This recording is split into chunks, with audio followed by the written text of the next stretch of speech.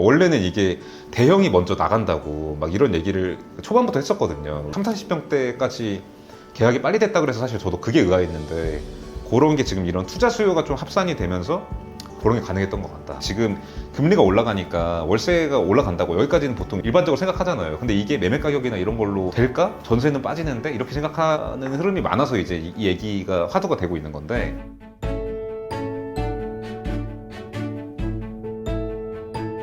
시간이 많이 지나가지고 해가 거의 져가고 있는 상황인데 매매 거래도 없는데 정신이 하나도 없네. 방금 전에 이 미팅하고는 잠깐 사이에 또 브라이튼 M40 추가 소식이 또 있는데, 아까 전에 이제 브라이튼 M40 같은 경우에 임대후 분양 방식이고 지금은 임대 계약을 체결하고 있는 단계다 보니까 투자 수요가 없고 그냥 실사용 가치에 공감을 하는 자산가나 유명 연예인들이 간다고 그런 얘기를 했잖아요. 근데 또 투자 수요가 있대요. 그게 왜 그렇게 되냐면, 지금 아까 제가 이제 반전세 형태로 보증금 2, 30억에 월세 뭐 100만 원, 뭐 언저리 이렇게 해서 지금 임대 계약을 체결하고 있다고 말씀드렸잖아요. 주택임대사업자 형태로. 근데 여기에 좀 작은 거 30평대, 40평대 이런 거에 뭐 1억에 얼마 이런 식으로 해가지고 뭐 30평대가 뭐 1억에 7, 800? 뭐 이 정도 시세를 받을 수가 있나 봐요. 내가 임대 계약을 해서 또 다른 사람한테 이제 주는 걸 전대라고 하는데, 임대인 동의가 없는 거는 불법이에요. 보통은 일반적인 시장에서도 잘 안 해주고, 특히 이런 민간임대 아파트 같은 경우에서는 이게 또 분양성이랑 그렇게 직결되지도 않고 일거리가 많아지기 때문에 잘 안 하려고 하는데, 여기 같은 경우에는 지금 이거를 함으로써 계약률이 월등히 올라갈 수 있는 상황이네요. 보니까 이제 딱 처음 들으면, 이 가격들을 들으면 예를 들면 2, 30억 보증금 내고 월세 내가 100만 원 내는데 뭐 1억에 700만 원 이상 월세를 받아요. 30평대나 40평대 이런 거가. 그럼 수익률이 뭐 그렇게 좋은가? 그걸 자산가들 왜 하지? 이런 생각할 수 있는데, 이게 지금 내가 이 부동산을 보유한 게 아니라 그 임차인으로 내가 들어가고 또 다른 임차인한테 전대를 주는 거잖아요. 그러다 보니까 세금이 없는 거예요. 그러니까 부대 비용이 발생 안 하고 다주택자도 월세를 받을 수가 있는 거죠. 그런 게 좀 어필이 된 것 같아요. 이 얘기를 듣자마자 좀 의문이 드는 분들이 많을 수 있을 것 같아요. 예를 들면, 아니 월세 시세가 그렇게 높으면 분양 사업 주체가 월세를 직접 그렇게 주면 되지 않나? 뭐 이런 생각을 할 수도 있고. 근데 그러니까 이런 상황입니다. 아까도 제가 말씀드린 것처럼 여기 사업 주체는 4년 동안 임대를 다 주는 거가 목표가 아니라 빨리 소유권을 다른 사람들한테 다 넘겨서 분양을 끝내는 게 일단 목표인데, 그게 안 되니까 차선책으로 이런 임대후 분양 방식을 하는 거라고 했잖아요. 그러면은 어쨌든 이런 부동산을 지어가지고 뭐 분양하는 이런 형태의 사업들은 뭐 은행이 됐든 어디가 됐든 이렇게 돈을 빌려다가 하거나 아니면 본인의 돈으로 하거나 어쨌든 돈을 투입해가지고 빨리 빼야 되잖아요. 그래야지 이게 성공적인 사업이 되는 거니까, 이걸 반전세 형태로 보증금을 받아서 일종의 이제 그런 형태를 만드는 거기 때문에 월세를 많이 받는 이런 형태를 일단은 생각하기가 어렵고, 그런 형태는 지금 우리 같은 일반 소비자한테는 메리트가 있을지어도 이 사업 주체한테는 또 메리트가 다른 형태인 거죠. 이거는 여기는 지금 아까 제가 말씀드린 그 정도의 이제 반전세 금액으로 뭐 20억에 뭐 100만 원, 뭐 30억에 뭐 100얼마 뭐 이런 식으로 이미 그 보증보험이 다 들어가 있는 거죠. 그러니까 이런 주택임대사업자 형태에서는 보증보험이 의무이기 때문에 보증보험이 다 돼 있어서 가격을 이제 쉽게 바꿀 수가 없는 상황인 것 같아요. 크게 보면 이 두 가지 이유로 사업 주체는 지금 나랑 임대 계약을 하는 이 임차인이 다른 사람한테 뭐 전대를 주든 뭐 거기서 월세가 많이 나오든 일단은 상관하지 않는, 오히려 이제 그거를 지금 이제 장려하고 있는 이런 현상이 벌어진 게 또 이 계약이 갑자기 많이 된 이유 중에 좀 비중이 있는 것 같아요. 그러니까 누군가 이거를 반전세로 임대 계약을 해서 유명 아이돌이나 막 이런 분들이 이제 월세에 들어오는 이런 형태가 또 벌어진 게 완전 최근 지금. 그러니까 브라이튼 M40가 제가 오늘 영상 이제 처음에 말씀드린 것처럼 완전 최근에 지금 계약률이 갑자기 높아진 상황인데, 그 이유들이 제가 아까 말씀드린 뭐 그런 이유들, 시장 회의적인 거 플러스 그 임차인한테 콜옵션이 있다는, 그러니까 임차인한테만 그 선택권이 있다는 그 차이가 이제 아까 나인원 한남이랑 다르다고 말씀드렸죠. 이제 그 이유랑 방금 말씀드린 요런 이유, 이게 또 투자 메리트를 느끼는 분들이 또 있구나. 이 임차인 입장에서는 월세를 받다가 만약에 자산 가격이 빠져요. 그러면은 매수를 포기하면 되는 거지.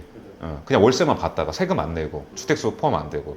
그러니까 그거에 또 메리트를 느끼는 분들이 있다는 것 같고, 다른 차원으로 보면은 확실히 이런 강남에 있는 이런 수요층 중에는 그러니까 투자 수요가 확실히 있는데 이런 제도적인 것 때문에 눌려있는 게 확실히 좀 있긴 있구나. 그러니까 물론 시장 전망에 대해서 회의적이라서 투자를 안 하려고 하는 분들도 있겠지만, 투자를 하고 싶은데 취득세 언제 풀려, 종부세 언제 풀려, 이런 분들이 확실히 있구나. 이걸 보여줄 수 있는 거죠. 지금 여기 같은 경우에 이제 취득세, 종부세가 이제 없는 거니까, 임차인이니까 바로 이런 수요가 들어오는 것처럼. 그래서 정리를 해보면 여기가 이제 30평대, 40평대, 50평대, 60평대 이렇게 있는데 5, 60평대는 이제 자산가나 유명 연예인들이 실거주로 뭐 배우 막 이런 분들이 실거주로 들어가는 이런 형태로 최근에 좀 계약이 많이 된 것 같고 30평대 40평대는 방금 말씀드린 그런 이유로 좀 많이 소진이 된 것 같아요. 그러니까 원래는 이게 대형이 먼저 나간다고 막 이런 얘기를 초반부터 했었거든요. 왜냐하면 고급주택은 원래 좀 대형이 더 공급 대비 수요가 많은 상황이기 때문에 그런 예상들을 했는데 30, 40평대까지 계약이 빨리 됐다 그래서 사실 저도 그게 의아했는데 그런 게 지금 이런 투자 수요가 좀 합산이 되면서 그런 게 가능했던 것 같다. 이렇게 볼 수 있을 것 같아요. 아, 그리고 아까 우리 1부 끝내기 전에 전세 월세화 얘기를 하기로 했었죠. 전세 월세화 이슈가 또 있는데 이게 또 어떤 내용이냐면 그러니까 물론 이제 이게 진행되고 있다 이런 것들은 시청자분들도 뉴스 같은 데서 많이 보셨을 거고 뭐 이런데 이 포인트가 그러니까 예를 들면 이런 부분이에요. 월세가 오르는 거는 좋다. 좋은데 그러면 이게 살려는 사람은 없고 뭐 전세도 빠진다 그러고 월세만 올라가는 게 이게 좋은 건가? 그리고 원래 전세도 이제 원래 오른다고 막 했었다가 지금 안 오르고 막 이런 상황인데 요걸 우리가 어떻게 봐야 될까 요런 또 생각을 많이 할 수 있어요 지금 가격 전망에 대해서. 근데 요거에 대해서 물론 이제 할 얘기가 엄청나게 많은데 일단 첫 번째로 대부분 좀 생각 안 하는 것 중에는 우리나라에서의 보통 부동산이라고 하면 보통은 뭐 땅을 사는 거다 그래서 땅 가격이 올라가면은 가격이 올라간다 뭐 요런 논리를 보통 많이 이야기를 해요. 사실 그것도 뭐 일리가 있고 근데 사실 부동산은 기본적으로 그 우리 캠레이트라고 하는 수익률 있죠. 임대 수익률. 그 부동산 통해서 발생된 현금 흐름에 비례해서 사실 오르는 게 더 맞는 것 같고 주택 같은 경우가 조금 예외적으로 뭔가 뭐 가구 소득에 비례해서 그전에 좀 수익형 부동산이 아니었던 거죠. 아파트 같은 게. 근데 지금은 뭔가 요거까지 같이 그렇게 묶여버리는 느낌인 것 같아요. 그냥 그 캠레이트에 비례해서 가격이 올라가는 이런 느낌. 그래서 땅 가격이 올라가면 무조건 올라가지 않을까 이런 거는 그거의 예외적인 케이스가 사실 찾으려면 너무 많아서 예를 들면 강남 대로변에 있는 원룸 오피스텔 같은 거 그동안 강남 땅값은 계속 우상향 진짜 똑같이 계속 올라갔는데 가격은 그렇지가 않았거든요. 최근에 이렇게 폭등장에서도 안 오르는 것들도 되게 많아요. 근데 그런 땅 가격 올라가면 올라가겠지 이런 논리대로면 올랐어야 되는 거고. 근데 최근에 또 근데 올라가고 있는 이제 그런 것들이 있단 말이죠. 근데 그런 게 올라가는 흐름을 보면은 임대 수익률이 올라가서 뭐 전세가 높게 맞춰지거나 월세가 높게 맞춰져서 이게 수익률이 올라가는 이런 게 또 기사에도 나오고 있어요. 소형 오피스텔 같은 게 이제 수익률이 괜찮아지다 보니까 매매 가격이 올라간다 이런 얘기를 한단 말이죠. 그래서 제가 하고 싶은 얘기가 뭐냐 아파트 월세가 올라가면 이 자본주의 경제 체제에서 얘 혼자만 수익률이 높은 자산이 남아있을 수는 없는 것 같아요. 아무튼 그런 이유로 이 월세 가격이 올라가면 이 매매 가격 상승에 기여를 굉장히 할 것 같은 상황인데 지금